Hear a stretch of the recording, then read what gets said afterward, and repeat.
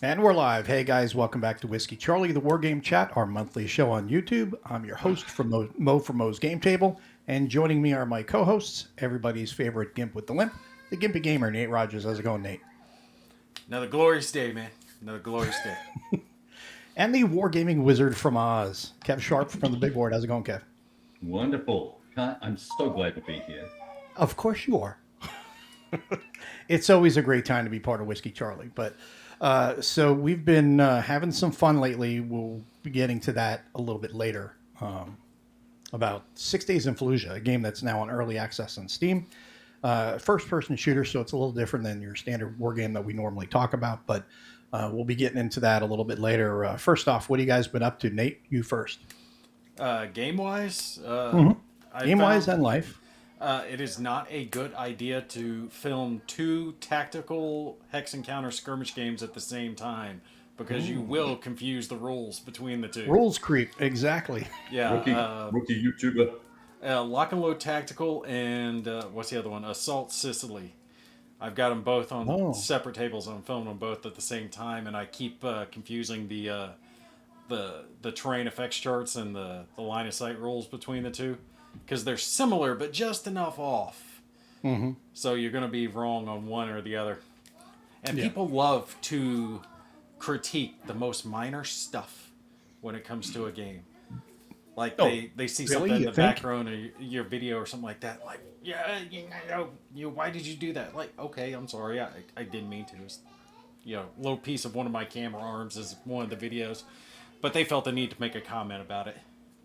They were commenting about your camera arm being in the way? Yes.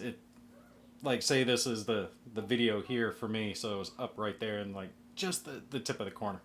Which I get the irritation because it was kind of in the middle of the screen a little bit, but I could see because they paid that $30 admission fee for the $250 million budget movie. Yeah. Hold on, I gotta yell at someone. I'll be right back. So what about you, Kev? Well, he goes to yell at I don't have a family emergency. That's what I know. Let's see. I actually am just getting back into some serious gaming. So I think the last time we spoke, I was talking about putting DAC up on the table, playing a small scenario. And since then, I've cranked out some Last Chance for Victory. I'm just looking at the screen here. Played the new Anthony Burkett Battles in the East, 1 2. Set up the Killing Ground and played a couple of Lock and Load Tacticals. So I'm back. You're playing all the small games, I see. Yeah. Killing Ground. Just the small stuff. Zip I'm only lock playing game. a scenario. I'm not playing. Yeah. Just the left flank, the Operation Goodwood.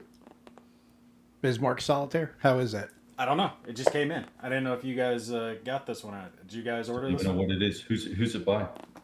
Who is this by? Oh, it's by Worthington. No, I shit. did not get that one. Yeah. This one actually just came in a little bit ago. They delivered rather quickly. It actually just went to Kickstarter, like 3-4 months ago or something like that. Nice. It's a solo-only game, but you play as the Bismarck. So the German ships, the Bismarck, Prince Eugen, and a U-boat. And you're going after all the HMS ships, the Hood and An U-boat. Can you link it to War Game of the Year? Yeah, no, I don't believe. Is it app driven? Yeah, it's an app driven. One of have Kev's favorites. Is it a detailed conflict simulation? There's Define Matt conflict Defense. simulation. It actually does look pretty good. I'm gonna be filming this once I get done with the tactical games. Nice. Good old chap. But the thing is when you do the tactical games, I expect better production quality, so I want you to get rid of the camera arm out of the way, fire the crew, get a new crew or something like that. Now They're all on strike. That's the problem. Yeah, they're set up by himself, right? Yep. Writer and actor strike. You're out of luck now. But that is a problem. With those guys on strike, you may actually be able to get them cheap. The crew, they need work. Oh, that's a good point. Well, I'm really looking forward to Deadpool 3, but they keep messing up Hollywood and all the movies. That's the only one actually worth watching. The shit that they got coming out. Mission Impossible's good. Just saw that this weekend. Yeah, you did say that was good. Yeah, that But was it's good. got Tom Cruise in it, and he's a douche. Tom Cruise, I don't care what anybody says about him, what you think about him, stuff, but he always puts out good movies. Well, he is a good actor. I'm not saying he's not a good actor. Yeah, and I'll tell you what, MI 7, this latest one was really, really, was really good, and he is smart. Remember? Did you see Top Gun, the last one? I've That, seen the first half of it. okay, well, remember at the beginning of the video, before the movie starts, he does a little intro talking about, "Hey, thanks for coming to see the movie, and we did all these effects and everything." He starts off Mission Impossible 7 the same way. "Hey, thank you for coming out and seeing our movie. We hope we entertain you," and blah blah blah blah. I was like, he's smart. He knows to reach out to the viewer and thank them, just to be appreciative for them spending their money to come to the theater. And right away, it starts off with a good feeling towards the guy. So it's smart marketing on his part. It really is. Yeah, Scientology is probably just telling him what to say. Well, it's interesting. I was just talking to a guy about movies, and he's invested in a movie, and people aren't going to the cinemas after COVID, so True. everything's going straight to cable or equivalent to streaming, right? And so it's making it very difficult for cinemas to make any money, but then also lower revenue streams for the movie. Well, I mean, think about it. When we went to see the movie the other day, we did well. My wife, because it was her birthday, she wanted to go to one of those places where you sit down and they bring your food to you and all that other stuff. Oh It's yeah, just like similar. Alamo. Yeah, it's similar to like you go to a regular theater. It's going to be the price wise. It's $30 just for two tickets, and that was at a daytime show. So it's like you're dropping $30 plus then they charge you a fee for that. Then you're dropping another like $40-$50 on food. $30 a ticket. $30 for the two. Wow. It was Oh, early. 15 a pop. Oh, Yeah, it was like $13.50 plus then it was fees that they added, yeah. and it was just insane, And it's just like going to a concert, which I bought my wife concert tickets for her birthday, and it was ugh. I don't even want to consider that anymore. How overly expensive it is for concerts now. They're pricing themselves out, but people are still going. So, but yeah, movies are very expensive. Like you said, people aren't going because it's like, well, I can watch it at home. I'll wait till it comes on streaming, and Yep. I'm not dropping $30-$40. If you take a family of four, you're dropping like $80 before you even add food. Yeah. Plus, you can pause the movie when it's at home and Yep. get popcorn and cocktails. You don't have to pay $12 for bad popcorn. Yeah. I was actually thinking about that the other day. The fact that gaming has gotten so much more expensive in the past few years. But then I started comparing it against everything else, and everything has pretty much doubled in price in the past couple of years. Used to be able Like to get a John's bottle saying, of creamers, $25 for streaming. yeah, that's what I'm saying. It's like everything has gone up. So comparatively speaking, the games that we get haven't gone up that much in comparison to everything else. So I think the value Maybe to 20%, right? yeah, you're still coming. Yeah. I'm not paying $24 to watch a movie on streaming one time. That ain't happening. That's for sure. So I'll wait. I have no need to see any movie that's currently coming in. I can wait.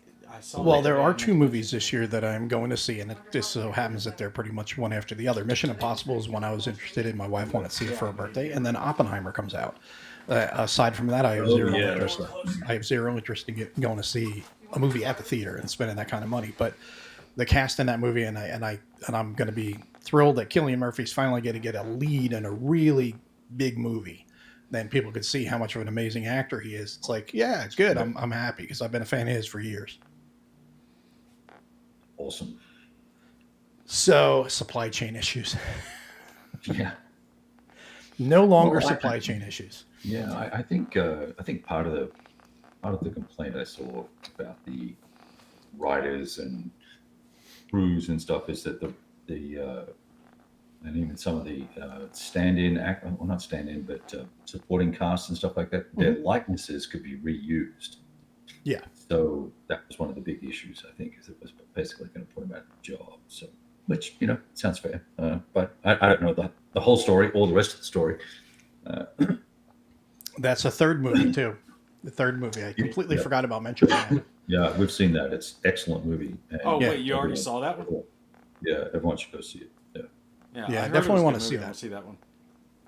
Yeah, It's got a I mean, dedicated screen out here in Cobalt. Actually, there, back. Whereas I guess you've seen online, and I don't know how true it is, but folks are saying that cinemas are saying, air conditioning's out in that one, so here's a refund, yes, and yes, I did or see that. not, they're not running it or whatever. They go, it's sold out, whatever the case may be, and then they Yeah. go and there's nobody there. But I don't Yeah, know. it's pretty underhanded when they're doing stuff like, oh, there's a toilet leak or there's something. It's like, yeah, but they're not taking out any of the other theaters. It's like, come on, man, let's not be that Yeah, insulting. yeah. So I'm not sure what the deal is, but Why are they it's attacking that movie though? It's about saving kids from human trafficking. Who's going to be yeah. Well, against that? there's a whole conspiracy theory around that, I guess, isn't there? And you can probably guess. So Yep. anyway, getting back to wargaming, not historical games, but war games. Let's talk about war games. Mo, what about you? What did you play though, or you unboxed, or released, or did a tutorial on Well, recently? I've been working on cranking out a couple of. I'm working on a third one right now. Learn to place because there was some delays in getting them done due to earlier, delays, me being tied up, and then trying to get with the designers to sit down and do their games. So I've got two Learn to Plays just out. Then I did a preview on Paper Wars 103, which had Second Fallujah, which is also the latest Learn to Play that we did. And I've got that going to go on my table this weekend. And I'm trying to get this other done first because we're flying out on Sunday to go to, we're going from the, fire, from one fire to another fire by going from Texas to Florida. So it's like, oof, it's going to be hot, but that's where Yeah, 'cause we're it's going. supposed to be. It's still hot there too, right? Oh yeah. It's hot everywhere. When And, are you but going down to Florida's always Florida? hot. What's that? When are you going to Florida? Sunday. I mean, I'm Flying not out that Sunday. far up above Florida. Just swing on by. It's an Only hour or going for a two few out of days. your We'll be way. back on Thursday. We're going down for like 4 days, and then we're coming back on Thursday. And because my wife was like, oh, she wanted to go to Destin, and I'm like, you want to go to Destin? Everybody goes to Destin. There's going to be like 1 million people there. And then she's like, okay, we'll go to Clearwater. I'm like, what the hell's in Clearwater? Scientology. That's where we're going. That's What? like one of their headquarters, dude. Is it really? Yes, I didn't Clearwater, know that. Florida is one of their You can main join. headquarters. Go join up. See what it's about. There you go. Go Yeah. see if I can hang out with Tom. Dude, go Yeah, do on a the spaceship.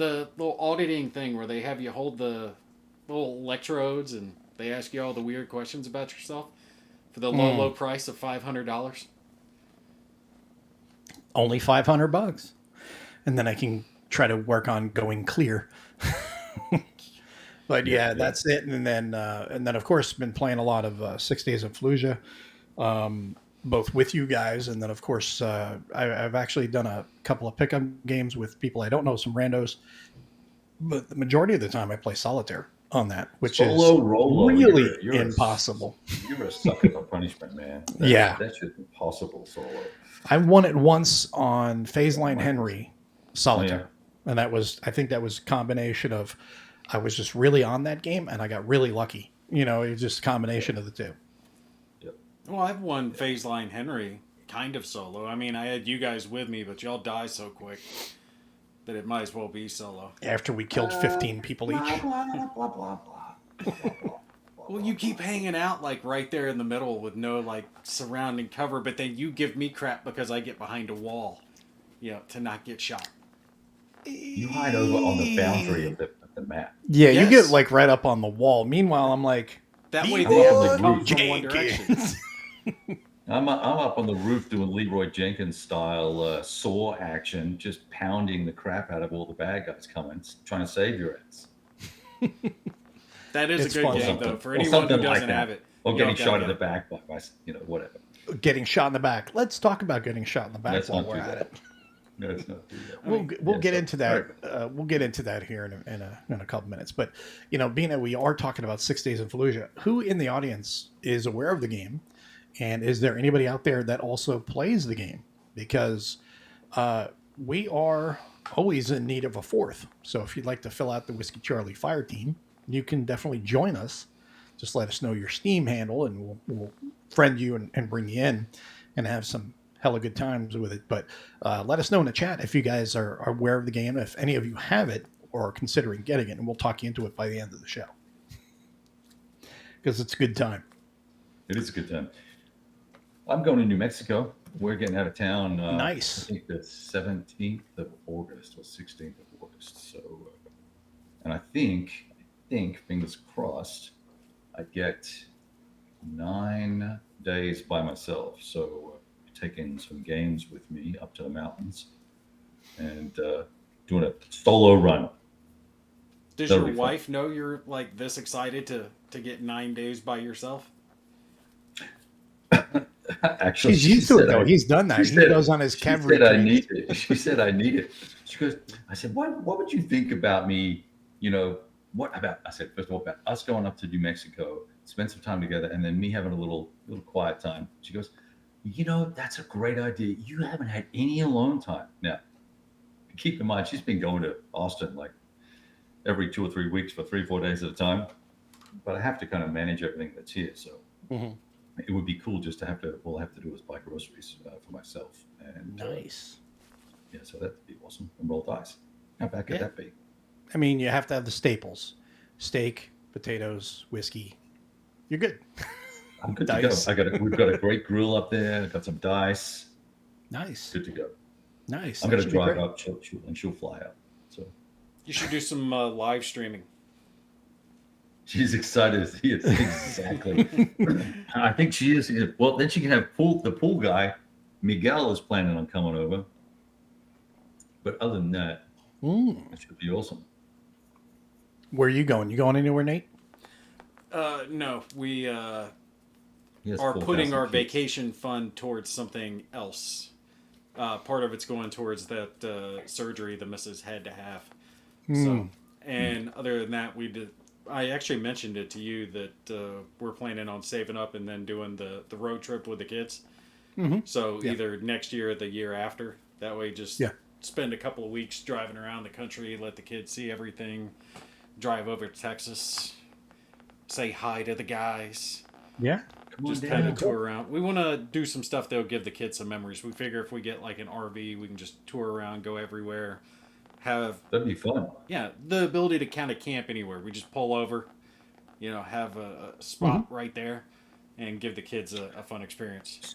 So, That'd be cool. remind me to send you some links from a friend of mine. He does a lot of RVing, and there's apparently a group where you can connect with these people as RVers, and you can actually park for free at their house. And they have hookups and water and electricity and the whole shooting match. Oh And wow. it's like a community RVing. Don't stay at the park, with a bunch of obnoxious drunk people or whatever It's like whatever the bad RV things bed and are. breakfast almost. Basically, it's like Airbnb Yeah. for RVs, and there's Yeah. no fees involved or any of that sort of stuff. And so, A, it saves you a bunch of money, and Hmm. B, you get to meet people and learn trail tips and whatever, and they can point you out You know, places to go and do. that's Yeah, not a bad awesome. idea because I actually had a relative one time a few years back camped out at my house and they parked their RV and the guy gave me a few $100s like here to cover the extra utilities and I was like no don't worry about it. He's like trust me, take the money. So I did, and the end of the month when we got our bills, I was shocked because it was 2-3 times higher. I did not know that the RV would use that much power. It I think almost tripled my power bill Damn. Oh wow, that month, and then the amount of water went up. It was kind of negligible at the time, but it was a lot higher than I would anticipate. So if there's a way to bring those costs down, that's actually not a bad idea. yeah. So anyway, just letting you know. So I'll find out about it. They're leaving. They're going for 6 weeks. They're going to Canada. Wow. So Gamers Army. yeah. That's this October. Cool. Yeah. Yeah. So you can Let do me know that when too. it is. So Brant, you're gonna have to let him know when it is, so that way he knows when to show up, or when to have an excuse not to show up. So John had mentioned, would it be interesting to play the Afghans in 6 Days in Fallujah? Well, first off, it was Iraq, not Afghanistan. Second is 6 Days in Fallujah is a little different. It's a cooperative game only. There is no PvP in this. It's actually you against the AI, which is actually really cool, and I think it's the best way to show that game and to show that environment to give you an Right. appreciation for the battle itself. Because this is, I think there was, who was it that mentioned that? I missed it. Here we go. Tim says that he retired from first-person shooters after Battlefield 3. Right. Well, this isn't Battlefield 3, nor is it Call of Duty. It's completely different. It's more like a horror movie or a horror game. More like Arma. What's that? It's more like getting your ass kicked every scenario. Yes. Yeah. The kill-death ratio is more accurate in the fact that in a heads-up game, when you're playing against a human opponent, you're going to have a 1-to-1 death ratio, roughly. But in this, it's 4-to-1, 5-to-1, 6-to-1, and that's much more accurate to what we had out there because those guys did, spray and pray. They just, would hold up an AK or something like that. They didn't have the type of training or equipment that we used, but there was a lot more of them, right? There was hundreds of them to one of us, so we'd be in a situation where there's, 12 of us versus 100 of them, and we'd still come out on top because we had better equipment, better training, all the likes, and you're going to have that type of effect in the game. Remember, like the ones that we've actually won, maybe one or two of us will get killed, but at the end of it, it's saying 28 insurgents killed, 30 insurgents killed, something like that. Yep. So-and-so. It's always a 10 or 15-to-1 ratio. Yeah. Yeah. And that's much more accurate to what it was out there. I mean, they didn't have body armor. They didn't have night vision. They didn't have armored vehicles. I definitely Thanks to my awesome saw gun, right? Yeah, you're awesome. My application is it the 249? I think is that one of my. Is that what I'm firing? Yeah, 249 saw gun. I'm just banging that bad boy so hard. It's awesome. Yeah, I mean, or not. Great job gunning down the back of Mo's head. Yes. But no, that was with an M16. He was the other night. Me and Kev went into play, and he didn't want to talk about this, but I'm going to because it was too funny. But we were going to play today. It's like, yeah, I'll play, and Nate's like, no, I can't. And so I was like, all right, well, me and Kev will go in there and play. So we go in there, and we're just chatting, and I'm like, Kev's like, yeah, this is gonna be fun. I'm like, oh man, he's already hit the sauce pretty hard.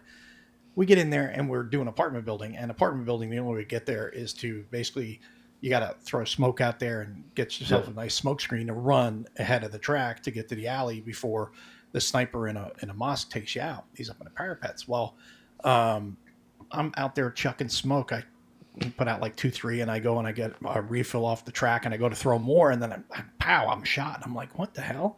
And when you get shot in this game, it's handled a little different than what you'd see from like Call of Duty or whatever. Call of Duty, you get shot, you go behind cover, and it kind of heals itself. Here, when you get shot, and I'll explain what I mean by that in a second, you got to stop. It'll tell you check for wounds, and you got to hit F and check for wounds.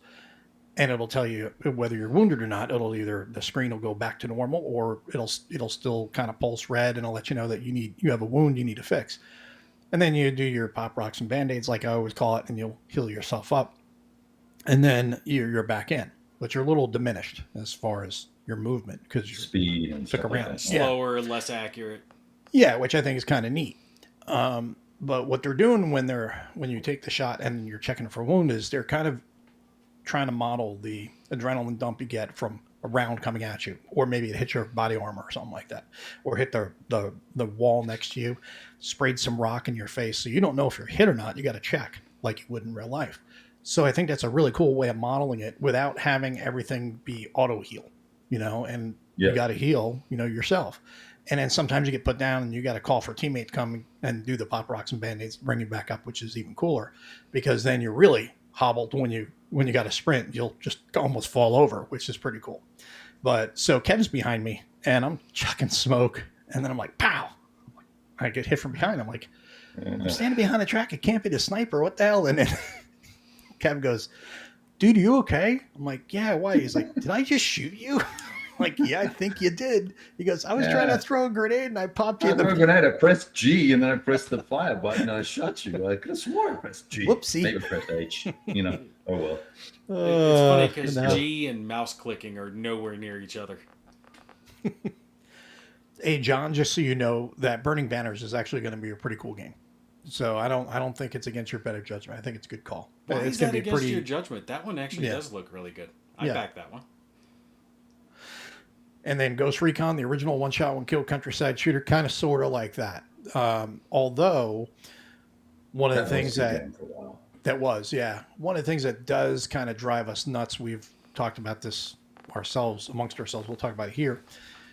Is both good and bad in the modeling because you have to remember this is early access, which means it's still in development. They're still working on things.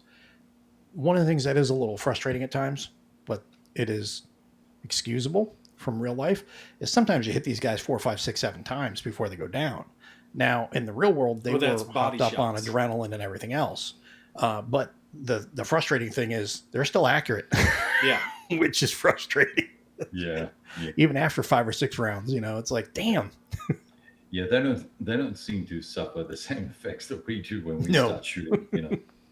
Although they tend to go down pretty quickly with the saw, but I'm pumping 20 rounds into them. So I think Yeah. you would probably be able to still get in on it, Brant, if you send an email to Bill. I'm sure he'd let you jump on late. I mean, don't you think? what does it matter? Just order it anyway. It's all the same price. There is a cost difference. He raises the cost of it after Yeah. after the Kickstarter. After the Kickstarter? Oh, okay. Yeah, so Burning Yeah. Banners was what, 89 now. I think after the Kickstarter it's going to be 110, 120. Something like that, yeah. Thanks for playing. So it is cheaper if you get it early on. That's what right now we're Stacking. talking about. Stacking limit is whether that'll probably be just through the Compass site. I don't think they're going to do a late pledge, although they may. I would hope that they would, because if they're going to run a Kickstarter like you normally do, you will Yep. open up late pledges for the people who may have missed it. So that way You can do scoop the up that pay business. later part. Well, no, just for the Kickstarter Yeah, itself, because they're that's- not doing yeah. a regular website thing. This was Oh, it's straight not on the Kickstarter. website. It's only a Kickstarter. No, it was a straight Kickstarter. So they should Oh, do. no. Oh, I didn't know that. So they just Yeah. went. This is a Kickstarter full-on only. Kickstarter. Yeah, it was a Yeah, full good for them. Kickstarter. Why wouldn't he have it on the website? That's just dumb. I'm sure that'll happen later, but this is not a Kickstarter that's coming out in 3 or 4 or 5 weeks. This is not like the normal Kickstarter where they kind of go into Kickstarter and say, "Hey, let's run this for 10 It's a days." development opportunity. Yes, it's going to be. They had stretch goals and everything else. So this is going to be done a little bit differently. It's going to be coming out next Okay. year. Oh, So that's cool. Yeah, Bill Good for usually them. doesn't do stretch goals. yeah, no, they did. They did full-on stretch goals and everything else. Yeah. Well, I just mean like generally when he does a game, Yeah. there's no stretch goals or pledge levels. It's just No, that's buy because the game. game's done. Yeah. Yeah. Yeah. This one's different.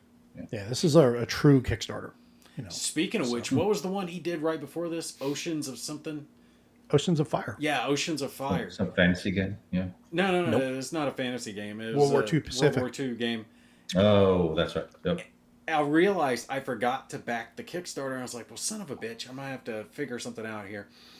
And then all of a sudden I get charged for it. And it turns out I had pre-ordered it on the website. So if I backed the Kickstarter, I accidentally would have bought it twice. Which I've actually done with Compass before. I had to send them an email. I'm like, look, if I I never accidentally do the buy a game Kickstarter. twice, like, let me know and don't charge me for it, because I screw that up occasionally.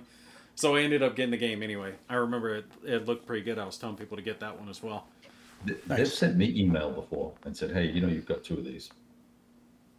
Then we're going to cancel them." That's good. Yeah. That's good.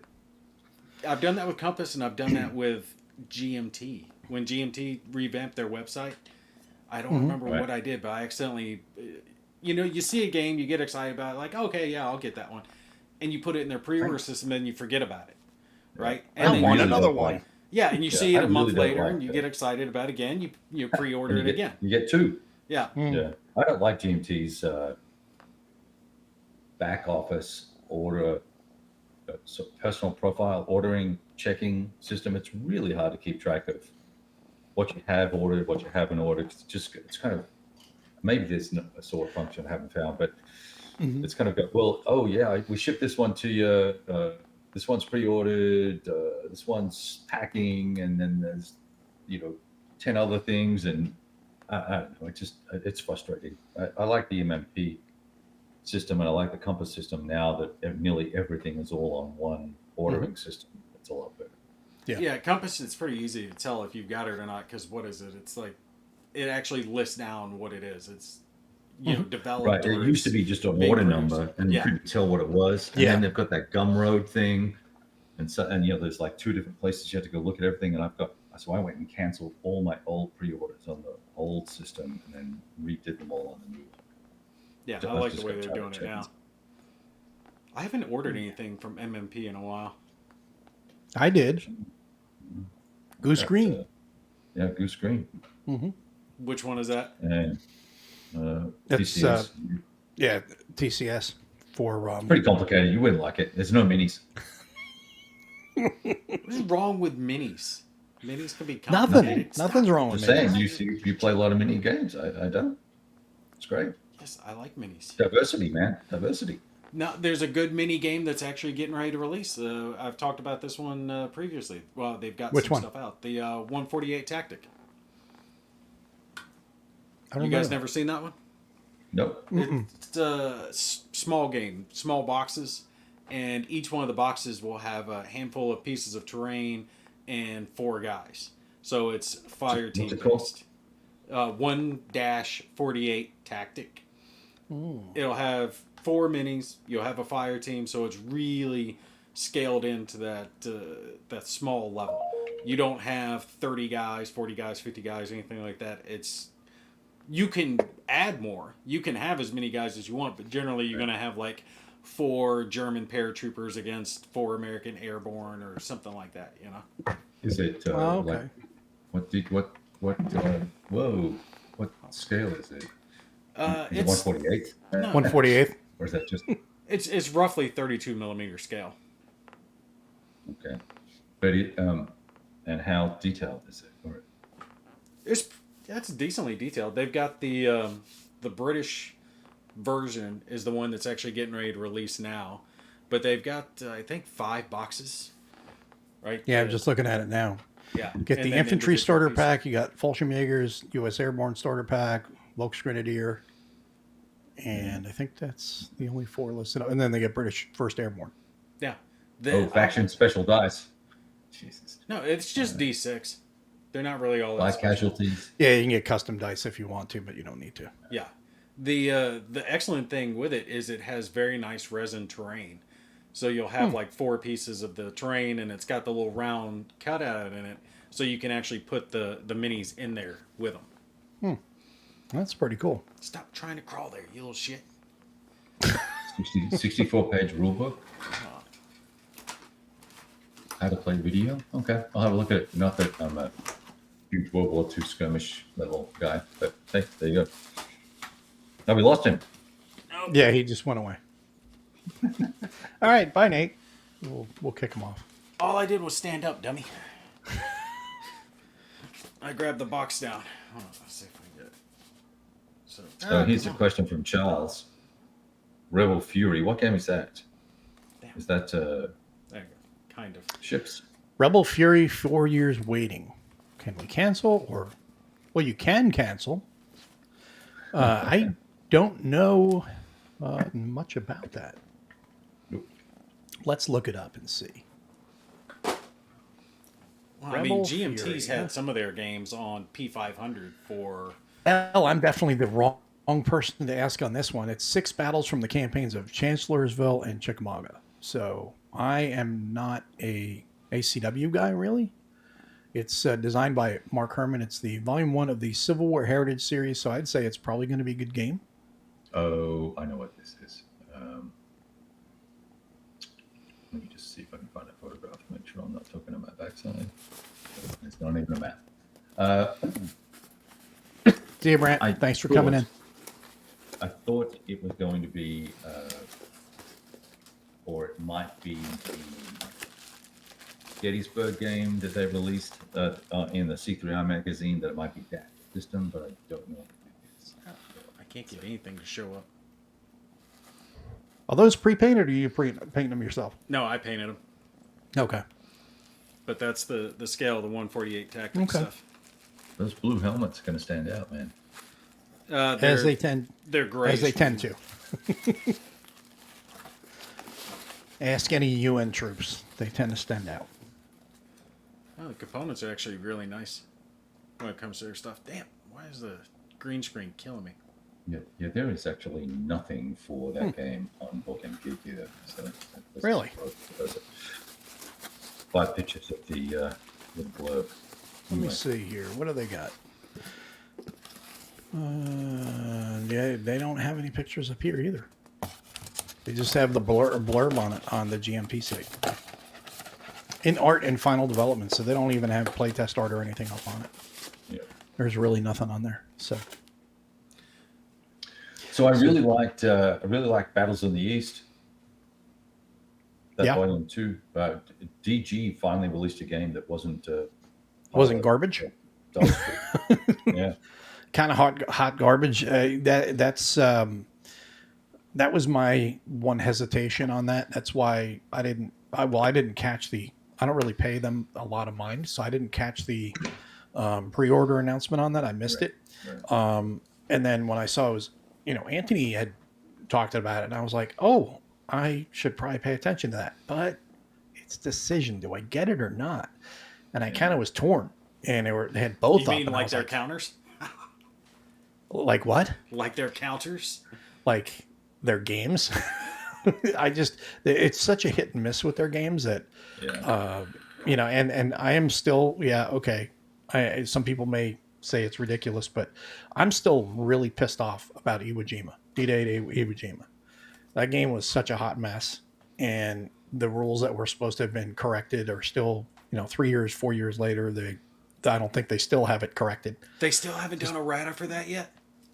No, they were going to rewrite the rule book. And then they came out with D-Day at Saipan, I think it was. And that rule book is a hot mess, too, from what I understand. And I was just like, they need to pause doing any more of those. Because when John had his system going, John Butterfield, it was rock solid. Then they wanted to step away, do something a little different. Okay, fine. You want to do something different. There's nothing wrong with that. But play test it. Make sure it's really tight. Make sure the rules are understandable. And they didn't. And I was just like, ugh. So that was literally the last time I bought any of their stuff. Why? That's what I don't get. Is D-Day at Omaha is a classic. It is one of the just top solitaire games. Excellent system, diceless system. I mean, just the epitome of what you're talking about when you start talking about real hardcore solitaire wargaming. And for them to butcher it with Ewo is just bad. Like, no forgiveness for that. Yeah, it was. And, the whole thing of taking the fire dots off the map and putting them on a separate sheet, and you're looking back and forth. And some people are in support of it saying, you get used to it. I'm like, I don't want to get used to it. I want to look at everything on the map so I can see the situation, and I don't have to go, okay, where was I? Put my finger here and try to figure it out. And go, okay, it's this one. Yeah. It breaks the immersion, number one. And number two, you make mistakes, and older you get, the slower you get, so you mess stuff up. But that was one of the challenges with Kevin Zucker's Napoleonics games. We have the chart on the side with the leader on the map, and then the formation with all the units. The units are on the map. Yeah. But then the strength points, how many each one has, there's a sliding scale off map. So before you go to do any combat, you got to put your finger on the, look at every division, add up all the points, and go, oh, I have 12 points. Go back to that, do it for the other side, and gosh, what a mess! I just put pollard chits underneath all the counters, and just did that. Look, from someone watching the game being played, all right, like D-Day at Omaha, I watched a video of this guy playing the game, and at first, because it was before I understood the game, I didn't know what was going on, but after about the second, third video, I understood how he was playing the game and probably could have sat down and played it myself. But with what you're describing, you wouldn't be able to do that with Ewo. You wouldn't be able to watch someone film a video on it and then actually be able to get anything out of the video, because so much of it is taken away from the game. And that's so disappointing. Yeah. I think the good news is that with the Battles in the East volumes, that it's built on an older system that has sort of been updated and refreshed. So I know Compass has got a game coming out with that system, as does Legion. Yes. Greg Blanchett. Is it Blanchett? Is that right? Is that the last name? Not Blanchett. No. Fawcett? Wait. Greg. No. He was at the Dallas con. Yeah, Chris Fawcett. Oh wait, no, it wasn't Chris Fawcett. No. It was I just totally remembered. Yeah, I'm getting myself mixed up because I'm trying to look up the second game here. Anyway, it's built on a very stable, well appreciated system. And then what Anthony has done is then each scenario, there's a scenario card that has its own unique rules for that particular scenario to give that nice historical flavor without trying to build a 34-page rule book. So it's kept nice and simple at 10, 12, or no, it's a 14-page rule book, and then 1 page of rules and charts and bits and pieces for each scenario. Had a lot of questions from folks about value for money because it's 2 scenarios for $100, right? But you get larger counters and amount of map, so double-sided amount of map. So I got the first game up there, and now the second game. That's what I was looking for the links for. So those are the links. I think it's got enough replay value in it based on my first play that you'll get a couple of plays out of each game. So if it takes 3 hours to play, you get 12 hours of gaming out of it. Then it's probably not too bad. And that's solo. Then if you play opposed, you get a couple more. So exactly. There is a decisions game that I've been thinking about getting again because I had it at one point, but it was early on, and I don't think I spent enough time with it, and I want to try it again. And that was Struggle for the Galactic Empire. Galactic Empire. Yeah. I tried it early on, but it was like right when I first got into the channel, and then I ended up trading it away, and now I'm kind of regretting that. And I wish I still had. You can still pick it up used, or somebody else expensive. Trade for it. Yeah, it's not expensive at all. Yeah, you can get it for like $40 or $50. Yeah. Yeah, it is Greg Blanchett. Yeah. So okay, I was right. And so he's got a couple of games, and they use that same system. Now Greg's enhanced it, just like New England Simulations has with the Killing Ground, but it still does the job. And so I think Anthony's is probably a little cleaner and simpler than Greg's versions, although Greg's also got another system with Legion games. He's got a lot going on. So Brian says, finally, hello, everyone. He was having connection issues, and he got in just in time. Thanks, everybody, for tuning in. We'll catch you next one. I'm only kidding. Yes. Don't do that, though. Poor guy. Yeah, no, Nick is right here on this one. The production quality is quite good because I was really hesitant to pick it up. And then I had heard initially positive, good things. Nick was one of the people that told me. He says, no, it's actually production quality is good. So I was like, okay, I'll risk it. I'll get one. I'm not going to buy both. I'm going to get one. And then when I got the first one, I was like, wow, this is actually really good. Yeah, I think it's better than good. With the nice high quality chart, the mounted rules are good, clean mounted map. Remind me, which game is this again? The good production quality. Battles in the East. Battles in the East. And that's by Decision Games. Yep. Have to check it out. And there's volume 1 and 2 are available now, and they have 3 and 4 that are on pre-order still. See, my problem with them is their counters tend to rip, right? When you're punching them out. These are thick counters. So they don't like pull off. And they're 5/8. They're big ones. I all the games of theirs that I tried were older, so it was probably before they changed some. The old half-inch counters that were thin, which I actually love. I love thin half-inch counters. I just always like them for, playing a game with it. It works great, like in the old magazine games. Right. But their quality is always either decent and they separated okay, or they would tear. There was really no middle ground. You either got a good copy or you got a shitty copy. And that was the thing that always frustrated the hell out of me with Decision stuff. Yeah, you had to take an X-Acto blade and go through and trim them up before you cut them out or punch them out. Otherwise, they would tear off the backing. Yep. So it's good to see that is not the case with this at all. So I'm really happy for Anthony. And you can tell, at least in my opinion, that I think he was really involved in this project.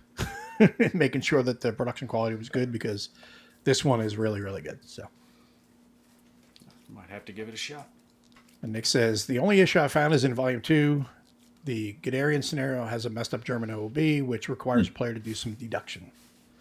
So you get a bonus metagame in it, Sherlock Holmes and the missing German units. What's the name of the game again? I'm gonna type myself a note so I don't. Battles in the East, Wow. Volume 1 and 2. You know, you don't have to talk to me like I'm an idiot. Just have bad memory. I do. No love. I don't know if I clicked or not. I think I did. Well, he does say that you must have, because it says your counters look rounded. Did you round them? Yeah, I must have. Yes. There you go. Oh, Tony's checking in. He's on vacation in Finger Lakes, region of New York, wine country, but found a great distillery. Single malt, 140 proof. Nice. Promised land. Especially if you find that in wine country, because you're like, grapes, grapes, grapes, grapes. Exactly. Gosh. Exactly. Nice. So, so that one was really, I was really impressed with and very happy with. So now I need to get volume 2, and then I'm thinking I'll probably just go ahead and pre-order 3 and 4 to have them all, because Anthony's a good guy. He's a proven designer, and these look like you were saying, these are no-brainers. You can sit down and play them at any time. You can play them solitaire. You can play them opposed. Not a heavy lift at all. It's a rule system that most people are already familiar with if they don't already know it real well. Yep. And talking 15 pages of rules plus 1 page of setup with whatever rules are for that scenario. Setup and some special conditions. You know, Yeah. these guys can do that this turn, but next turn it goes back to normal. Blah blah blah. Yep. Off you go. Yep. Good. And from what I understand, it is the same rule system for all 4 volumes. Correct. Correct. So that's even better. Yeah. That's even better, because you're learning 1 rule set and you're getting 8 games, because each box comes with 2 games. So that right there is pretty fantastic. Wait, do you mean like 2 scenarios or 2 games? 2 games. 2 scenarios, but really 2 games, because they each have their own set of counters. It's low counter density, but you're also using 1 mounted map board that's 2-sided. So you get 2 separate maps. So it's kind of like Brief Border Wars. But kind of like Brief Border Wars, yes. All right. Yeah, I get what you mean. And I liked Brief Border Wars. Brief Border Wars is fun as hell. And it's a really light lift. 4 pages of rules plus a 4-page, scenario rule book. Yeah, there was a good amount of game in that box, especially for what you were paying for it, or something like, $50 for the game? Is he doing another volume? Yeah, he's doing volume 2. Yeah. They're doing a East Front one too, I believe, as well. So that's going to be pretty awesome. And talking about Brian Train. Brian Train's doing East Front. Huh? He's doing volume 2, and then there's also going to be another one that I believe is going to be a quad in East Front. So it's using a similar type of setup. So it's going to be 2 games like that, aside from Brief Border Wars 1. And okay, so Doc answered is what he's saying. Speaking of multiple volumes, did I show you guys this before? This one actually finally came in. Nice. The Under Southern Cross. Under the Southern Cross. Yeah. Okay. 4th volume of the Flying Colors. I only have the Flying Colors Deluxe. I've not played it yet, but that is something I've got to be in the right mindset. Like I need to sit down and watch Hornblower or Master and Commander, and then I'm like, okay, now I want to go play a naval game. Then I'll sit down and I'll play it. But it's not the first go-to that I'll have off my shelf. I'm sorry. I've got to ding GMT on this because they are really wonky when it comes to their complexity scaling. They say this is a 6, right? The Flying Cross game.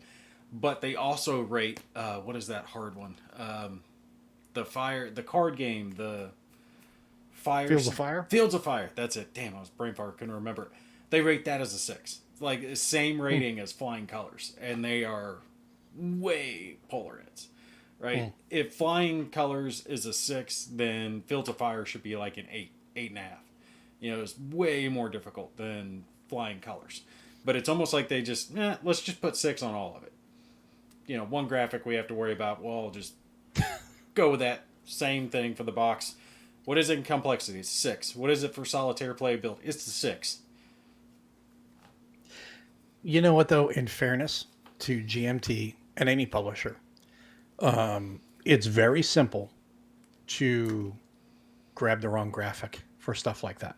because you'll have all the graphics 2, 3, 4, 5, 6, all the way up to 10 or 9 or whatever you go to, and it's very easy to insert the wrong one, and you're like, that's good enough, or it gets overlooked, or the interpretation of the person who's doing it says, it's only a 6, isn't that difficult, So there's multiple ways that can happen. What the hell did you just do? Do not play. Don't tell us. Don't tell us. With the little squishy balls. You know those little squishy balls? I'm sitting here squeezing it in my hand while I'm talking to you guys, and it just exploded all over. Yes, I noticed. That's why I was like, don't tell us what you're doing. We really don't need to know. It's a family show. Yeah. This is disgusting. All right.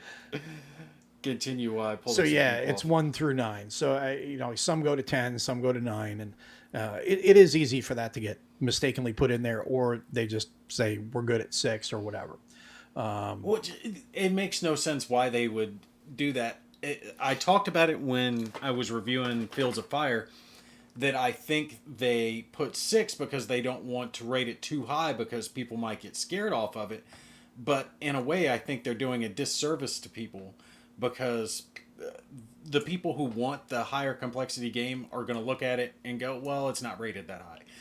And then those who don't want a higher complexity game will look at it and go, oh, it's a 6, it's not too bad.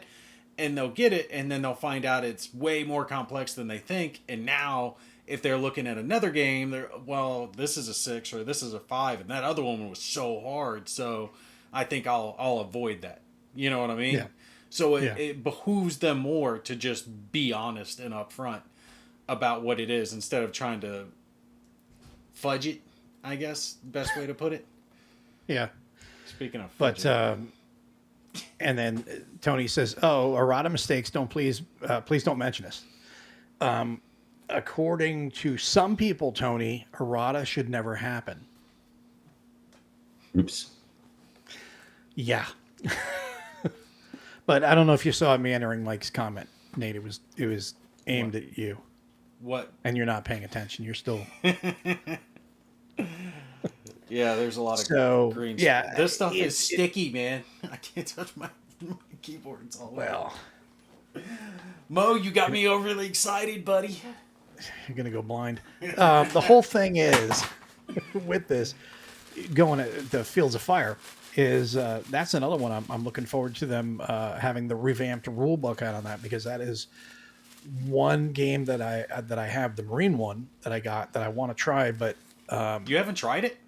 No, because I've heard a lot of negatives about the rules, and I'm like, I don't have the extra time to sit down and just dig through it. It takes time. You can't so just I sit would rather down have and a play. smoother rule book to go through it, because otherwise I will be frustrated, and I don't want to be frustrated with that one. Like I ended up getting frustrated with D-Day Ewo. I was just like, no, it's not frustrating like D-Day Ewo. No, but what I'm saying is, like, frustrated, like, damn it, I wanted this to be good. The rules are a mess, and then I just put it on the side, come back to it thinking, okay, there's going to be a errata 6 months, a year later, especially when they were told that it was going to be worked on, and like a year and a half later, I'm like, okay, no updated rule book. That's it. I'm selling the damn thing, and I'm never looking back. Reading that rule book, pissed about that. It's like sitting through a lecture of given by that. Who's the guy's name? The one that sits there and says Ben Hall. Bueller. Oh, you know what I'm talking about? Yeah. Like so dry and just. I'm not trying to say the rule book is boring per se, but it's deep, it's complex, it's not written in a very easy to understand manner, and you're looking at it and it's a just huge page of small text, no pictures. You feel like you're reading a college textbook, right? Yeah. It is not an easy thing to slog through. So once you get done, it's not bad, but just getting it done is the problem, and it wears on you. You're tired when you're done reading that rule book. Well, Mike, you can make a PSA as long as it has nothing to do with Gimpy's sticky fingers. This stuff actually comes. We already know that he needs to go to the doctor.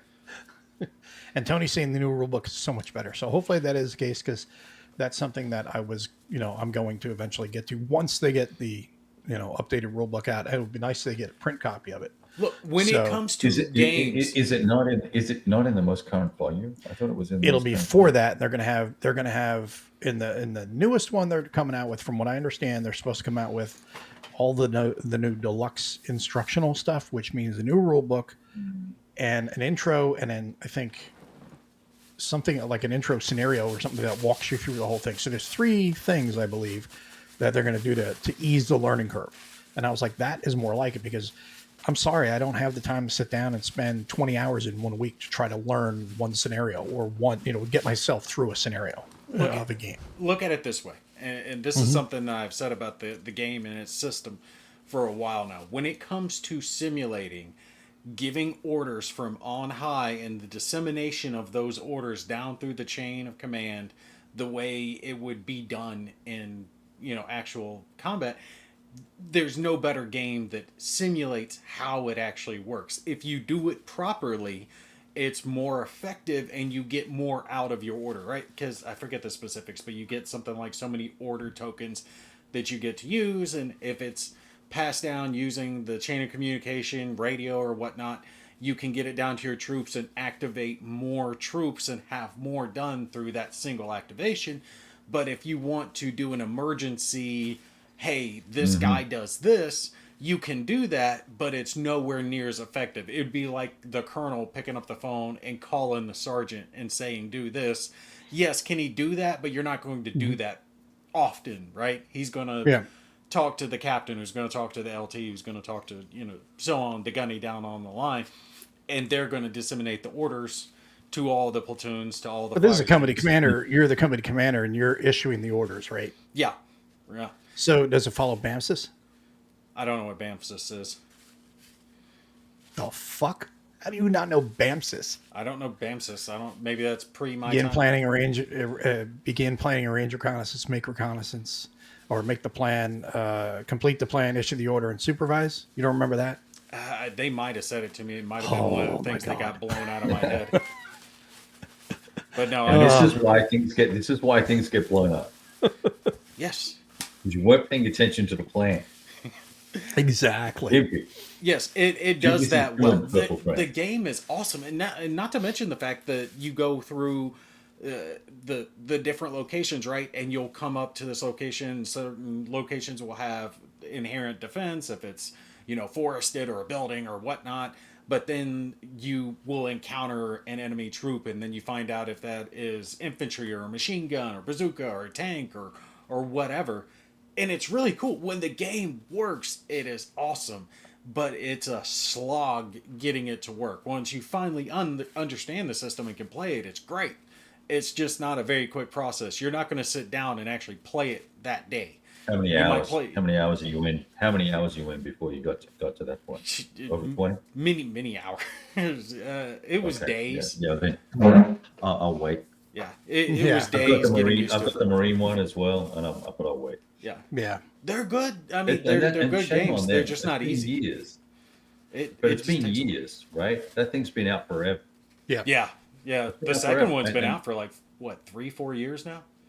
No, wait, longer than that. It came out not long after I moved in this house, and I've been in this house for almost 5 years now. That's crazy. Yeah. It's really, like people talk about GMT's customer service. I'm not seeing that. You're just by the by. Well, I mean, there are some publishers that are going to get raked over the coals more than others. Some that are going to get given passes for whatever reason, and that's fine. But every publisher makes mistakes, and that one is a big one. Sure. The same with Last 100 Yards is another big one, I think, because that's a rule book that needs work as well. And I think that is because that is such a unique game. That is such a unique game. It needs to be more clear. Oh no, it works, but I mean, it needs more clarity to it.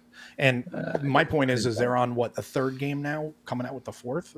I think or coming out with the third. They have 2 out. They're coming out with the third. They have 3 yet. Yeah, so by now that rule book should be pretty tight, because it's the same system with additions for each one. But by now that rule book should be real tight because it is a unique enough system that if you frustrate someone at the beginning in a way that's not explained clearly, you're going to lose somebody that you could retain and have them come in for every game in the series. Well, I mean, to be fair, the games that we're talking about are games that generally someone's not going to get unless they know what they're getting into in the first place. True. Fields of Fire is not something that a just run-of-the-mill person is going to be walking through a game store and go, oh, this looks good, I'll get this. It's going to be a pretty knowledgeable wargamer, I think, who's going to get something like that. Well, you would hope. Well, So the PSA for Meandering Mike, who gave you the directions to get to the doctor, he says that he's giving away 5 games and an expansion on his channel, drawing to happen when he exceeds the 500 subscriber limit, which he's at 493 now. So sign up soon. Let's Go over go. there and subscribe to his channel if you're not already. You should. You definitely go check it out. Subscribe and get a free game. wait, what games is he giving away out? I might give him a shout out. And then he'll give away 4 games. Just gave him a shout out without getting any games. Jeez. Greedy bastard. Go check out Mike for his 4-game giveaway. Hint, hint, wink, wink. And Ragnar Rich says 0 defects cost too much. The key is how the company follows up, and consumers should not bear the cost. Yeah, agree. However, we're wargamers, and we understand that that's one of the things that does happen. Because it's a niche market, and when you have a real small niche market, it's gonna unfortunately go that way. I do agree that it is something that they should tighten up and correct, but it's just something that should. Well, but I think his point about not bearing the cost is that, for instance, with the Pacific War, if you want all the errata counters and the corrections, you have to go buy a $40 magazine. Right? That's not. Yeah. No, that's true. Well, I like the way Compass does it, where they send you a letter that has the counters in it. Yep. You're good. You're taken care of. I think that's the responsible way to handle it. If you have to make that correction, you send it to the people you know bought the game. Mo, you're muted. Dummy. Oh, sorry. And we have a special guest here tonight. Admiral Seabass is here. How's it going? And he's got Global War 1985, and I'm going to put a link up here. I had to go look it up for Operation Clancy, and that was a thing that he's got on his channel right now. You got to go check it out because Global War 1985 is like Big Boy Risk on steroids. Wait, is that the one that I covered? I don't know if you covered it. It's the Global giant War map with miniatures and it's nice. Yeah, I did an like 2-hour long interview with that guy.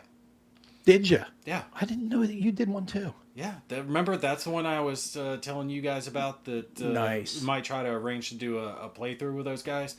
No, that wasn't the same one. That was a different one. You sure? Yeah. Yeah, this is modern 1985. Yeah, this was modern. No, that one was a different game.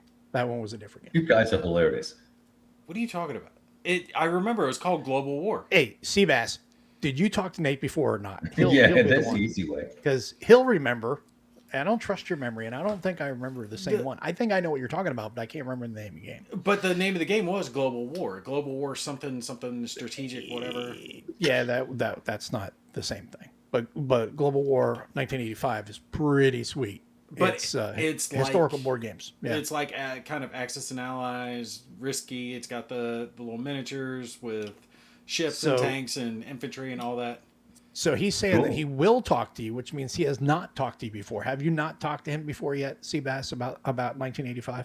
I mean, the game sounds exactly like that one I covered. It's similar, but this is different. It has all the different miniatures, subs, aircraft, everything. You build your task forces, the whole 9 yards. It's literally the entire globe. It is really, really cool.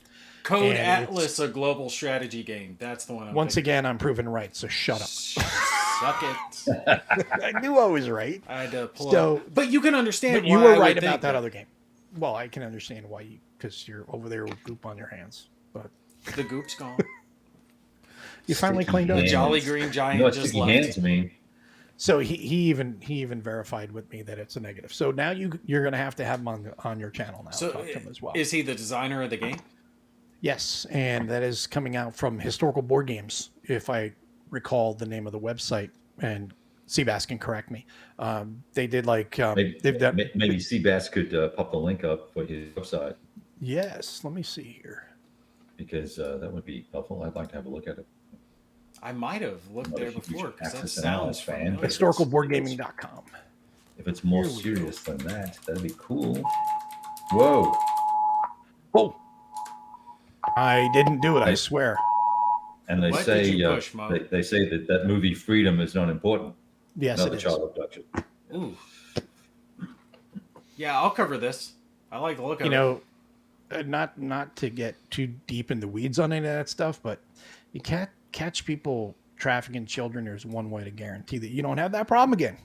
Go some Yes, motherfuckers. sir. Yep. So yes, historical board gaming is correct. Send a link after takes trash. Yes, take the trash out from Mrs. Seabass. So yes, he's got to do his honeydews. But yeah, I just posted up a link here for the website, historicalboardgaming.com, and it's Global War 1985. It's not completed and available yet, but it's very close. But he's got really cool videos on his channel. So go check it out. And this is a game where I know what game that is. I stumbled on it when I was looking for the little stands for Axis and Allies. I stumbled on that website and I did a little digging. This would be a great game if we were all at like WBC or at CSW Dallas or something like that, where we were all together and get a couple other people and like 4, 5, 6 people, and it just say we're doing nothing else but drinking whiskey, eating cheeseburgers, and playing this game. It would be epic. It really would be epic. I definitely want to cover that one. You're right. It does look good. Yeah, and it's going to need a lot of space. It's a big game. So Seabass, just shoot me an email. It's in the description of all my videos, and we'll John, it is not out of stock. It is not in stock yet. So Seabass will be able to. John's trying to buy it straight away. Yeah, that's true. Take a breath. It's okay, buddy. We're gonna get you. John, you want to buy some copies? You can buy one for me, Nate, and Kev right now. So, but yeah, it's a lot of fun. There's even nuking involved, like Seabass is talking about here. So it's a really ambitious game, really big game, really neat. It's gonna catch a lot of attention. You're sitting at a con and you're playing it. I think it's going to be one of those experience games where you just have so much fun playing it. That's kind of like World War 85. That caught a lot of attention. Anything with 85 in the name catches a lot of attention. Yes. At these get-togethers. I think that caught attention just because when they were doing those big mega map scenarios, and you've got 3 or 4 battalions each running around at platoon scale, that's just cool, and it looks gorgeous, and it plays fast, so it has a lot of attraction. This I haven't seen anything, so I'm excited to learn more about it. But so it's global in nature, and it's Access and Allies are a sort of complexity, but juice, it's more juice. Access and Allies for grown-ups.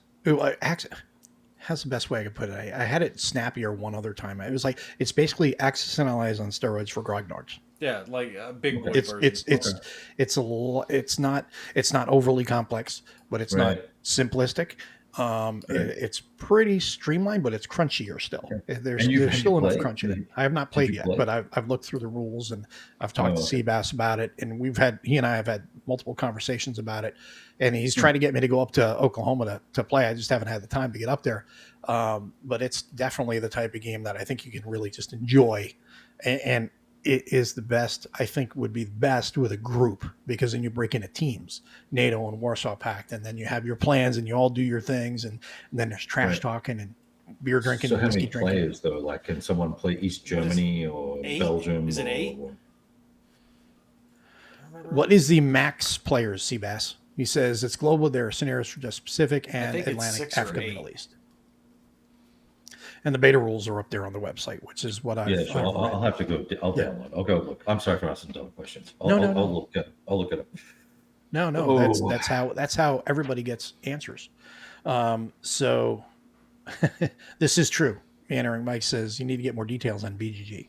So that is one of the things that he's been doing this pretty much like on his own with his own team, and the marketing side of thing on BGG is definitely not up to snuff yet. Hopefully that will get corrected, get more attention.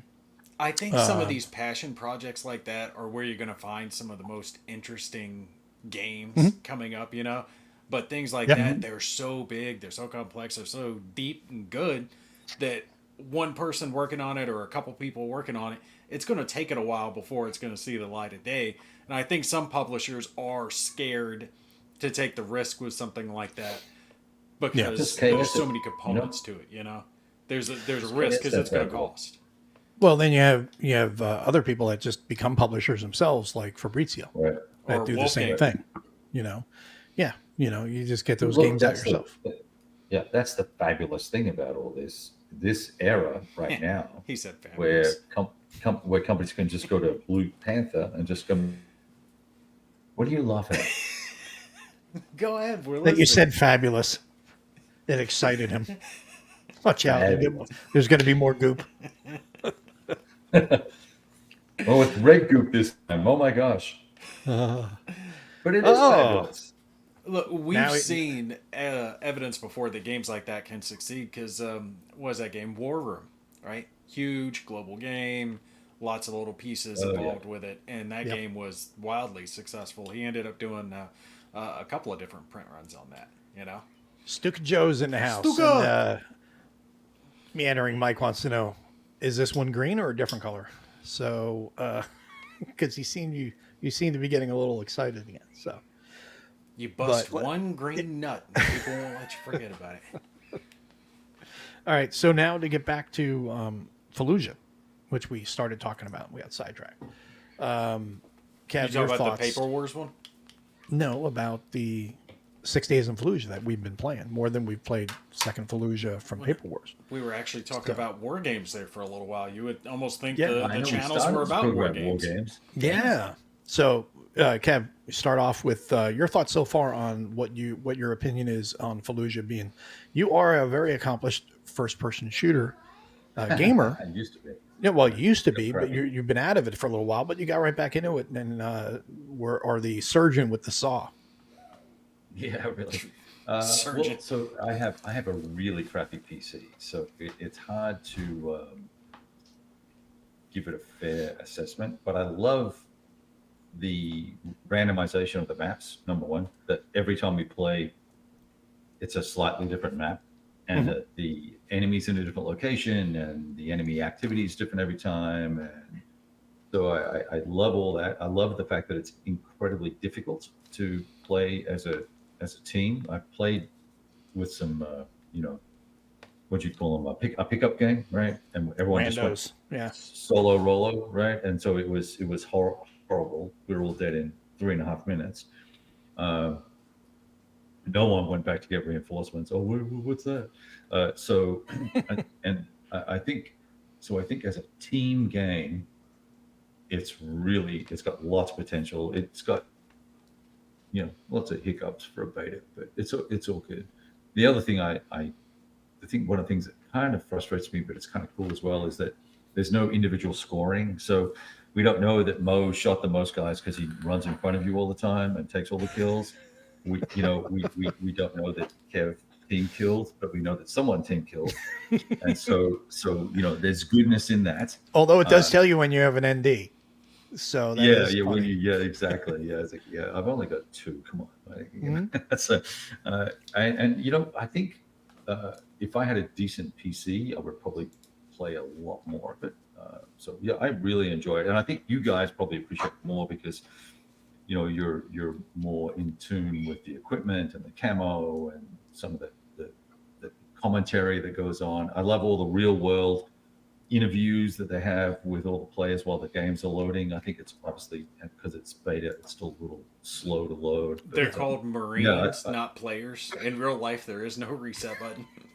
well, wait, what did I say? Players? Yes. I meant. Well, I meant there is the respawn ish kind of thing. They call it a defib kit, but Those are yeah, called yeah, yeah, Buddhist. yeah, yeah.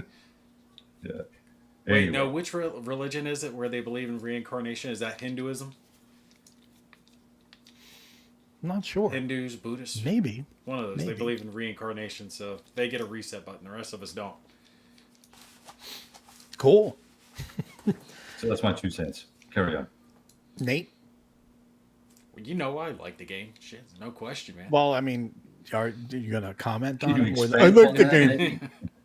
It's a good Like game. I already said before, Can you I've expand? done 2 hour-long videos on that thing already because it's just so good. The only thing I think they're hurting on right now is the fact that they don't have enough scenarios because they only launched with 4 and they do not let you control it. That's a pain in the butt right now. Yeah. But once they get friendly AI in, so you can get solo play going, and the campaign, it'll be one of the best shooter games out there, especially at the price. Very reasonable for all the Yeah. work that they put into it, especially considering it's been years in development.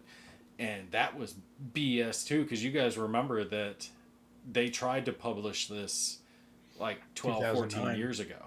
Yeah. It was a lot of years ago they tried to publish it, and they got attacked for it. And people were saying that they couldn't publish it because it was disrespectful or some shit. And it's like, Which why? is funny because half the guys that are consulting on the game are guys who were in that battle Yeah, from that's what I the don't unit. get. They're basically in the game. Yeah. So if they're good with it, I think everybody could be good with it. And it's a great learning tool as well. So. Why can we have games about the Civil War and World War II, World War One, ancient war, every conflict that's ever existed? We got a war game out there covering it, but one where the guys are still alive and walking around. Now all of a sudden it's insulting. It's, no, there's nothing wrong with it. Make a game on it. By all means. It's just people's need to bitch, right? Yeah. Yeah, I think they just got Go to ahead. ruin it. They're not, and I pointed this out in the video I did on it.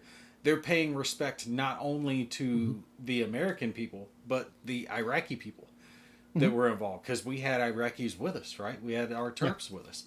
Yeah. And the caps and all that stuff too. Yeah, and these guys are represented in the game. They've got a lot of them who did interviews with for it. Have you watched the videos that you can pull up? Because you can. No, go, I have not. Just the intro video. Yeah, the intro video is a lot longer. And that first build, you could see the whole thing, but you actually have to go into the menu now to look at it, I believe. But they've got a lot of actual interview footage in there with not only the American service members, but the Iraqis as well, some of the interpreters. Nice. Yeah, people definitely need to check that out, because it's given the story from both sides. So they're definitely doing it, paying respect. It's good context. Yeah. Yeah. And, kind of spin off what you guys have said, I do love, that's one of the things that I think is fantastic about the game, is that every time you could replay the same map 5-10 times in a row, and every time it restarts, it's reset completely differently.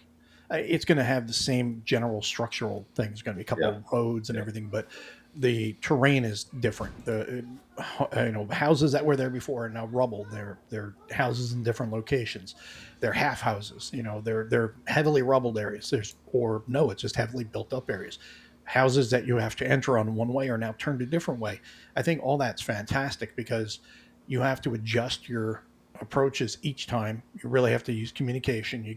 Everybody has to be scanning and looking for threats, and it makes it a lot more enjoyable as a game, as an experience, because the most intense part is like when we do the apartment building, and you go in there and you have to clear multiple stories. You have to clear all the rooms, because you got to find IEDs that are in that building, defuse them, as well as taking out terrorists that are in those rooms, and they're all pitch black. So you can't, and you don't have enough frags to be fragging every room. So you got to go through that fatal funnel, and you got to deal with whoever's on the other side. And sometimes you get shot through a door, sometimes, and you have no chance. You just get shot. So it does give you a better appreciation for the difficulty of dealing with an urban terrain environment, and also dealing with the enemy that they were dealing with. These guys were willing to die. They came there to die. So it's not just, hey, I'm going to shoot these guys and run away. Sometimes they do. But like the Fedayeen guys, they're all hopped up on adrenaline and coke, and they're gonna die in place. So it's really it's a really well done immersive game. It's pretty intense. Yeah, it gets intense, right? I every time I finish playing, I keep thinking about, well, if we tackled that level, how would I do it differently? You get what's the best way to approach that as a team versus, like one of you going in or two of us going in. What can we do? Yeah. One of the things I think we should be maybe doing next time, like play that apartment building, is just let me post up on the door at each one and just do half a mag with the saw and just see what we can damage, right? Versus throwing nades, right? And then you guys roll in, and while they're suppressed or whatever that ends up doing, if it does anything, maybe that's a tactic as well, right? Well, that's the thing that is interesting about it. Sometimes they'll just stand out in the open and just spray at you, and they Yeah. don't hit you. Other guys will be really hyper accurate, which is, again, one of the tweaking things they need to do in the game. But still, either way, it really comes down to communication. You have to shoot, move, communicate. I think that's fantastic. Yeah. Gets that across. Yeah. And it's just a very well done game. And if anybody's interested in playing a more realistic angled shooter, that is definitely the one to go, because you are not going to go in there and Leroy Jenkins the thing by yourself. You're going to die. You're going to die eventually. You may get through a couple rooms or even half a building or even a building or two. But when you get to that last building, the objective, you're going to die because you're going to be outnumbered. And it's very difficult to clear a building by yourself and then have to deal with the onslaught of a counterattack, things like that. So, plus you got V-bids, which first time me and Gimpy were playing was we had a V-bid come out of nowhere, and that was an interesting experience. I'll tell you what, they definitely nailed that that surprise experience. I just wish they would make it a little more accurate, because I was shooting right where we would shoot at a situation like that, which was the lower part of the windshield, so the bullet would bounce up into him, right? Mm-hmm. And you can't seem to take out the driver. It seems like you have to use explosives to take these guys out. I don't know. I put like a whole mag straight into the driving area, and you can't seem to get him to stop the V-bid that way. So I'd like to see that changed up a little bit, whatever souped up armor they have. But yeah, that gave me a heart attack, that very first one that came driving up on us, because I heard the engine gun. And I was like, yeah, we're going to blow up. And screen just goes black when it exploded. Kind of looking around, I'm like, oh yeah, I'm not dead. This is great. Now, Rich brings up an interesting point here. He says, not insulting, just insensitive. However, I would love to see something about current Russo-Ukraine war. Now, I did say to you guys, we were chatting ourselves, I said, when this game comes out, I expect there to be mods that will be about the Russia-Ukraine conflict, because it's in, you got all the buildings and all that stuff. It's already there. So they could probably mod the hell out of it and do that. You can just go to a kindergarten and start beating up the little kids. It'll be almost the exact same thing. But as far as modding it, I think it'll happen.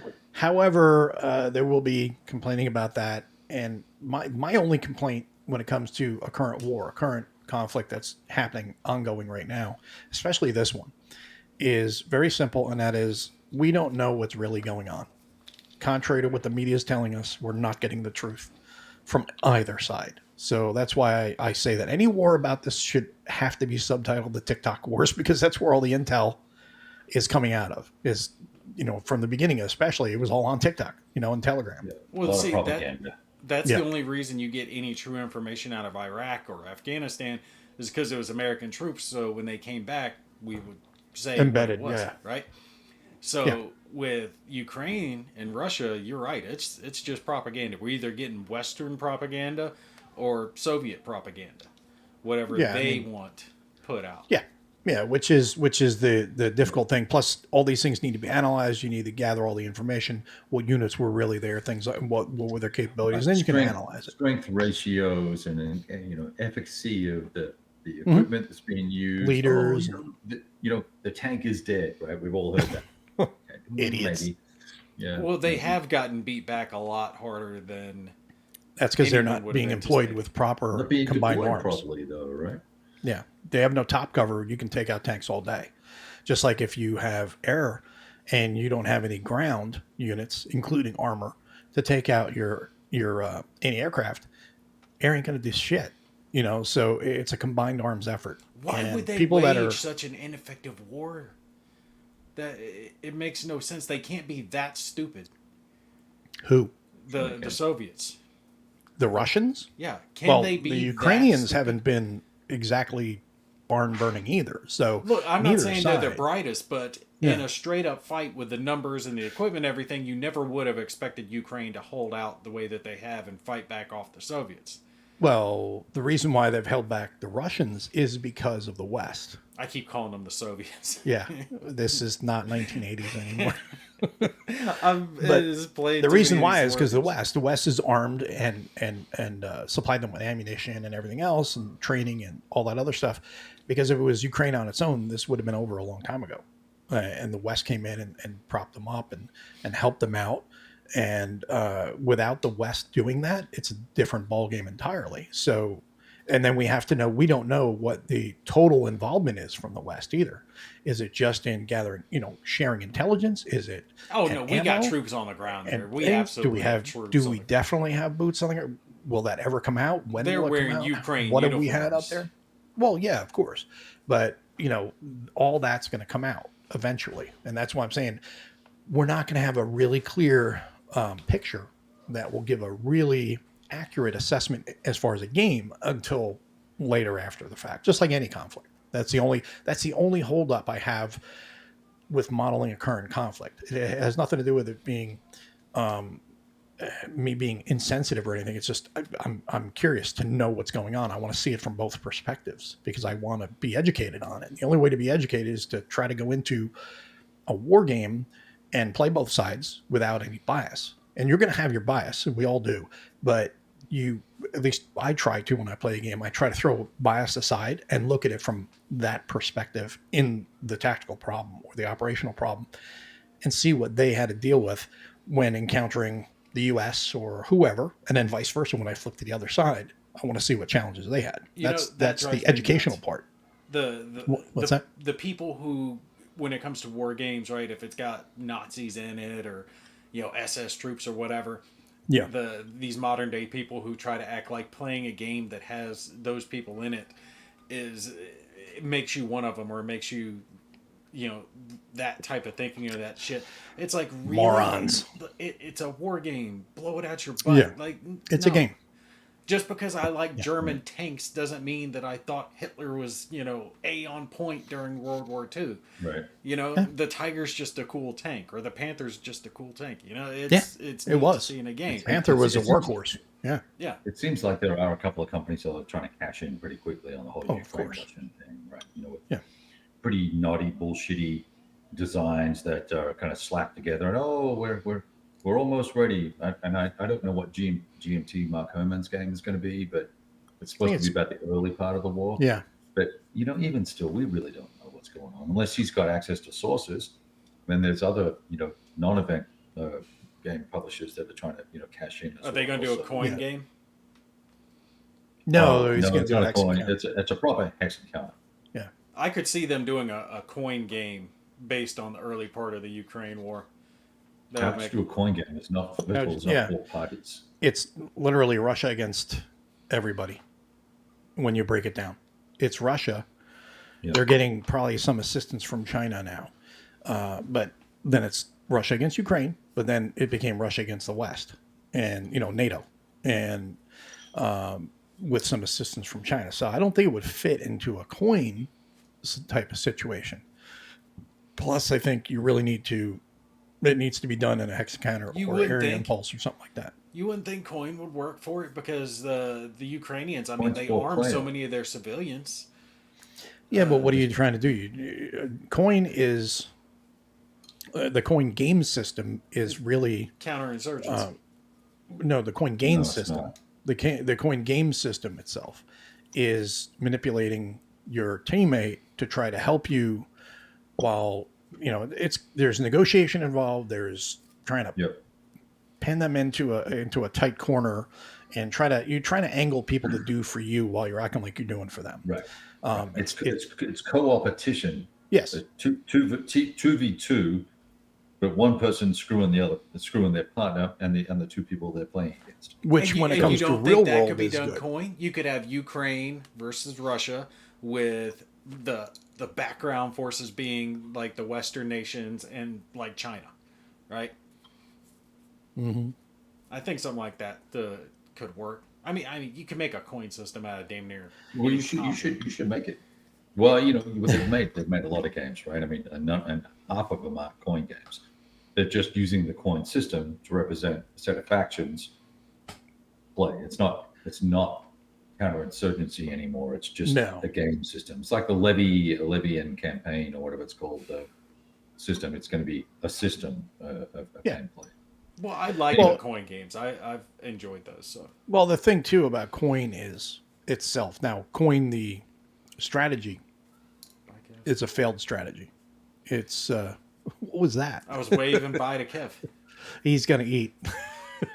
But I mean, it really is a failed strategy when you think about it. Because look at the times that we've tried to do counterinsurgency, where we spend all that money, put all that effort into trying to win over people, and then we don't do enough to destroy the enemy. And the point of going to war, if you're going to send troops to war, is to destroy their ability to make war, break their will to make war, end the war, be done with it. But we don't fight like that anymore. And that's a whole different discussion on its own. But really, if you're going to do counterinsurgency, you want to destroy the enemy. You don't want to just sit out there and, okay, well, you're my friend here. I'll pay you. I'll pay you. I'll pay you. It's not going to work because it just leads to more corruption and nothing ever gets solved. Yeah. And that's the problem. Why do you think Marines don't do a good job as occupying force? Having us be in Iraq or Afghanistan for all this time, it just didn't work. It was like when they sent in Marines to quell the LA riots. Meandering Mike saying, you mean I can't carry 24 flashbangs? There are no bangers, at least so far to this point. Just frags. So Frags and smoke. and smoke too, which is an odd choice that they went with red. But and then there's a good point too. First war with drones playing a big role. That is very true. So that does change. That is a good change in warfare that will need to be reflected. I think in all modern games going forward will be the role of drone. Would be the role of drone warfare, even in low level conflict, because Ukraine has shown that now people can get their own UAVs overhead, their own drones, and get their own intel for pretty cheap. You know, and even if it's okay, this is going to sound funny, but even if it's like $100, $200 crappy little drone, it gets taken out. Okay, great. But guess what? I just got a quick scan overhead of the battlefield. I know generally where the strong points are. So I lost that $200 asset. I can go get another one. Have you seen the videos where they're using a drone and they've got like Dropping a grenade grenades? hooked to it? Yeah, and they're just dropping them down, blowing up little ammunition depots and shit like that. Yeah. I think friggin' GMT, they would be missing a profitable venture to take and make a coin system out of the Ukraine war. I mean, so many people know about it. People are interested in it. If there's a chance to make a coin game on it, they'll do it. I think it would work. I'd like to see it make it. I'd play it. Mike says so much Russian corruption has left them poorly supplied and maintained. You know, All that true about probably Western. is right, though. You got to think how many of their commanders were like selling off supplies or Well, that and faking repairs, maintenance. But you want to talk corruption, though, you got to talk both sides. Because Ukraine is corrupt as hell, too. So neither is free of corruption, you know. So there's that, too. But the American military is one of the only militaries on the world that actually tries to stay prepared and vigilant, right? Tries, yeah. I mean, I'm not saying we don't do dumb stuff, but Yeah. we actually try to maintain our equipment, maintain our standards, maintain our troops. At least up until recently when the Marine Corps started doing some really ass backward shit. So I'm just catching up on all the comments. So you didn't miss anything, Kev, on anything that we were talking about, really. You're good. I was watching and listening to the. Oh, okay. Really makes me think if the same Russia that was Soviet Union, how would this all pan out in 1985? That is something that a lot of people. This goes back to what Kevin said before about the age of the tank is over. There were all the armchair generals saying the age of the tank is over. See, all the World War III games are now BS because the Soviets would have fallen. Totally different time. Totally different armies. They didn't have Totally laser-guided different mindsets. missiles in 1985. I mean, not the type that we have now. Well, not just that, but we had overwhelmed them by the 80s. By the mid 80s, it would have been a different ballgame. By the late 80s, it was game over for the Soviets, and that was also why the Soviets collapsed. But prior to that, it would have been a different ballgame in their favor. So there's, something to be said about that as well, because we were coming out of Vietnam, and we were having to rebuild the military. and they were already built up to that point. And then they got into their 70s, late 70s was an early time, right? A great time, rather. Yeah. Then they got into Afghanistan, which was their Vietnam, and that changed their military. But you also have to remember, if we did have a fight in the 80s, they would have had blooded combat veterans that would have been facing us. We would have as well, but a lot of those guys had gotten out because Vietnam was like 10 years on at that point. So it's a different era entirely. So it's not a fair comparison to say, looking at today's situation in Ukraine and Russia versus today. Plus, they were using combined arms. They did not do that in Ukraine when we were seeing all these tanks just driving down the road. It's like, okay, where's your top cover? Where's your infantry support? Where's your screening forces? Where's your reconnaissance? Where's your your flank support?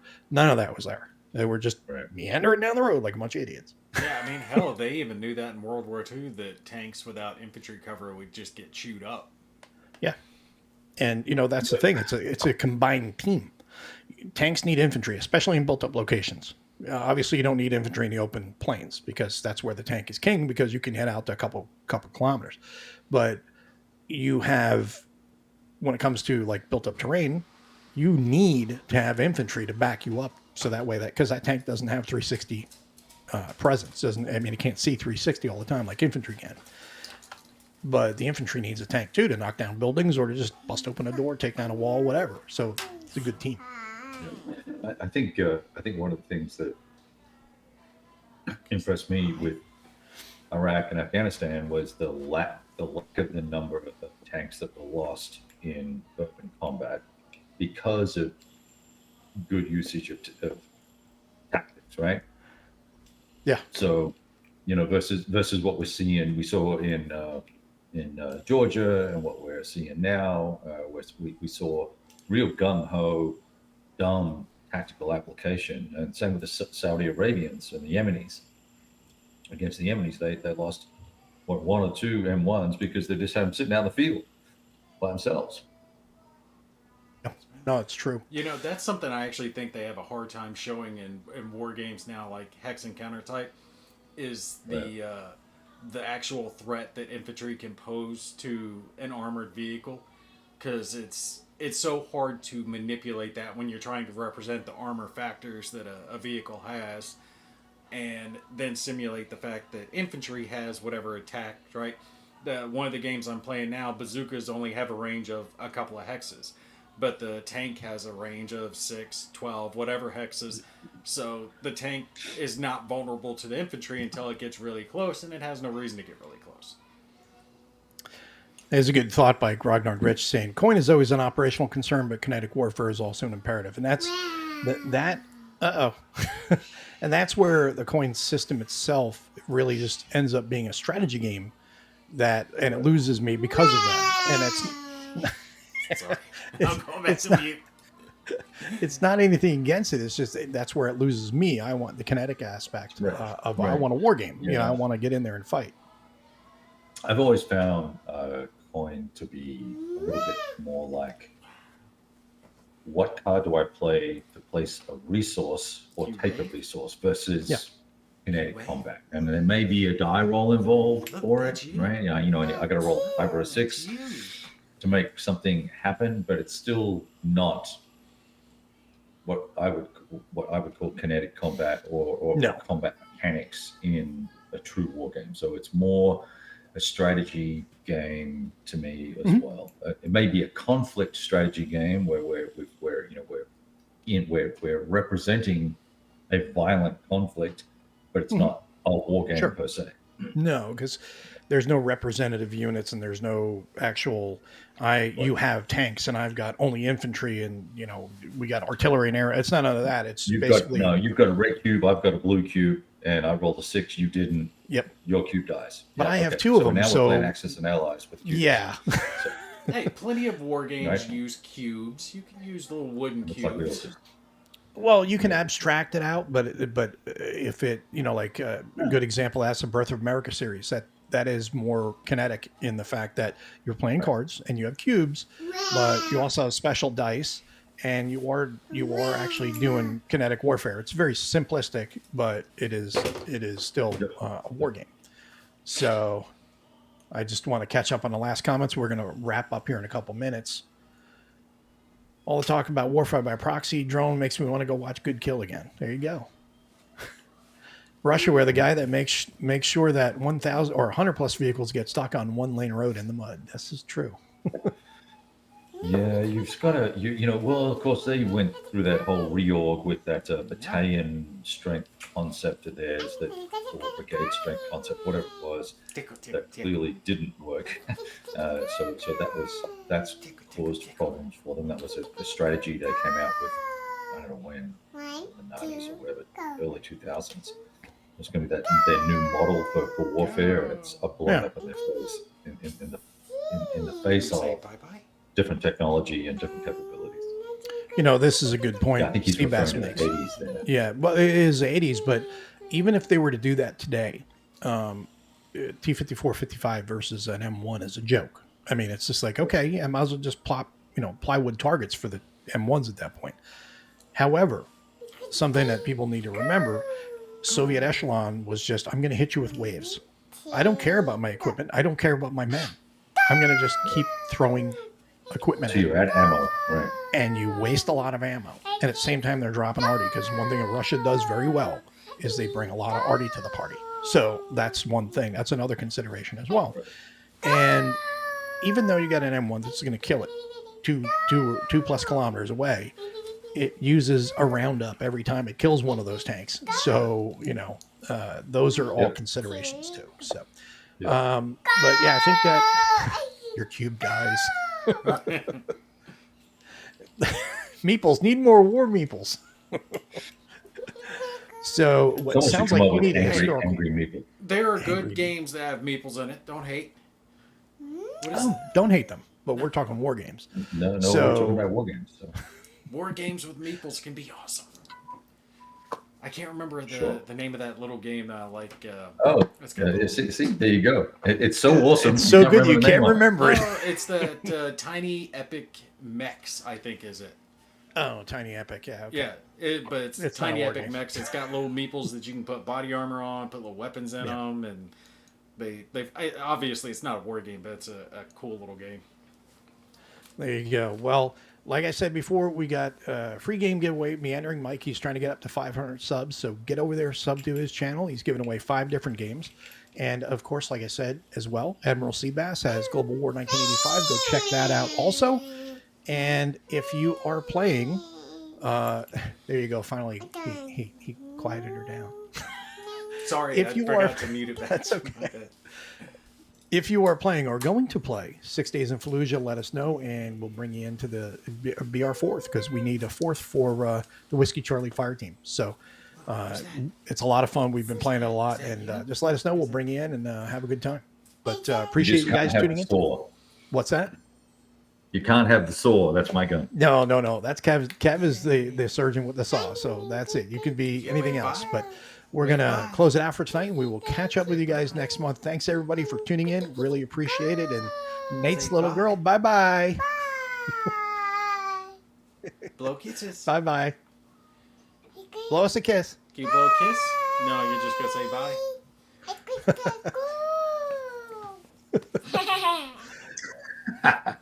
All right. Good night, everybody.